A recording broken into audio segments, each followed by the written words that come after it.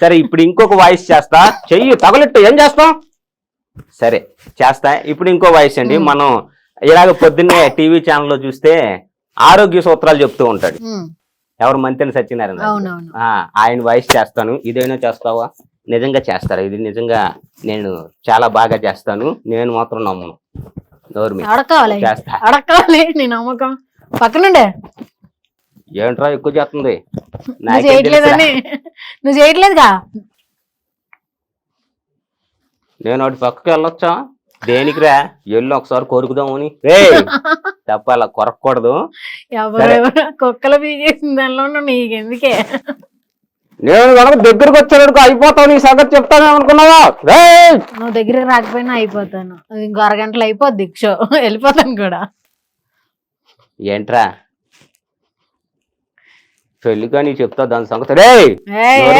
మాట్లాడకూడదు కాదు, నీ ఏడో పిల్లం బాగా రాడ్డంటగా. ఎలా తెలుసురా? నాకేం తెలుసురా?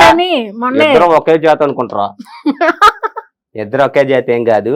సో మనం ముందైతే మిమిక్రీ చేద్దాం. మన మిమిక్రీ కోసం అందరూ వెయిట్ చేస్తున్నారు, ఎవ్వరూ వెయిట్ చేయట్లేదు. కాదురా, మనం మిమిక్రీ చేస్తామని ఇప్పుడు అక్కడ ఆడియన్స్ అందరూ వెయిట్ చేస్తున్నారు. ఏం కాదురా నాయన, నువ్వు ఎప్పుడెప్పుడు వెళ్ళిపోతావని వెయిట్ చేస్తున్నారు. అలా ఏం లేదురా. సరే ఇప్పుడు మనం మిమిక్రీ చేద్దాం. పొద్దున్నే ఛానల్లో మంతెన సత్యనారాయణ రాజు గారు వస్తారు కదా, ఆయన మిమిక్రీ ట్రై చేద్దాం. సరే చేస్తాడు. సరే చేస్తాను. మంతెన సత్యనారాయణ రాజు గారు, ఆరోగ్యమే మహాభాగ్యము. మనం ఉదయాన్నే లేవగానే ఏం చేస్తాం? వేడివేడిగా కాఫీ టీ పుచ్చుకుంటాం. అలా కాదు, ఉదయాన్నే లేవగానే 5 లీటర్ల మంచినీరు త్రాగాలి. ఆయనదేం పోయింది, 5 కాకపోతే 10 తాగమంటాడు.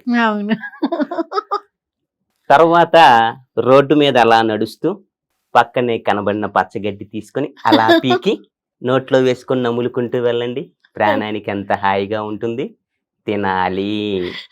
ఇలాగే మీ ఆరోగ్యం మీ చేతుల్లో ఉండాలంటే ఉదయాన్నే పచ్చగడ్డి, మధ్యాహ్నం ఎండుగడ్డి, సాయంత్రం ఉడకబెట్టిన ఉలవలు తినండి. ఎంత బాగుంటుంది. అలాగే మీ ఇంట్లో ఎవరైనా లేవలేని ముసలి వాళ్ళు ఉంటే చక్కగా కాసిన గన్నేరు పప్పు తీసుకొని మెత్తగా నూరి రాత్రికి పాలల్లో కలిపివ్వండి. ఉదయం కల్లా ఫలితం తెలుస్తుంది. చెయ్యాలి, చేసి తీరాలి. నీకు ఎవరైనా కల్పిస్తే బాగుంటారా నాయన? నాకెందుకురా కలిపియడు? నువ్వు నీ మిమిక్రీ దరిద్రం ఏరా, బానే చేశాను కదరా అని నువ్వు అనుకుంటున్నావు ఏంట్రా? అంటే అలా కాదురా, ఏదో ట్రై చేసా. సరే ఇవన్నీ కాదు, మనం చక్కగా సినిమా హీరోలు ఏమన్నా ట్రై చేద్దాం. కనీసం అదైనా చేస్తావా? చేస్తారా? నిజంగా చాలా బాగా చేస్తా. బయట నేను ఒక పెద్ద మిమిక్రీ ఆర్టిస్ట్ అని మంచి టాక్ ఉంది. అవునా? అవునరా నాయన, నాకు ఎప్పుడు వినపడలేదే. నువ్వు ఎప్పుడైనా జనాల్లోకి వెళ్తే కదా నీ మొహం చేస్తావు. సరే చేస్తాను. నమ్మకం లేదు, అది డగ్గొట్ట ఫీలింగ్. యారా ఈ ఆల్తీగా సేమ్ చెప్పిండ్రా నాయన. ఐ లవ్ యూ బంగారం. అయ్యి బాబోయ్. ఏరా పోరా యాదవ్ అంటే తెలుసా? పోరా యాదవ్ అంటే ఏంటి? ఐ లవ్ యూ అని అర్థం. అవునా? ఏ భాషలో రా? నా భాషలోనే రా. డిక్షనరీ భాష ఒకటి ఉందన్నమాట నీకైతే. సరే ఓకే, ఇప్పుడు మన అందరి ఫేవరెట్ హీరో బాలయ్య బాబు గారి డైలాగ్ చెప్దాం. అవునా? బాలయ్య బాబు గారి డైలాగ్ చెప్తా.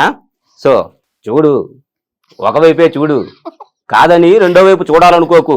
తట్టుకోలేవు, మాడిపోతావు. నిన్నెవడరా చూడమంది? ఏంట్రా నువ్వు చూసినట్టున్నావు? ఏం చూసారా? మాడిపోయావు కదరా.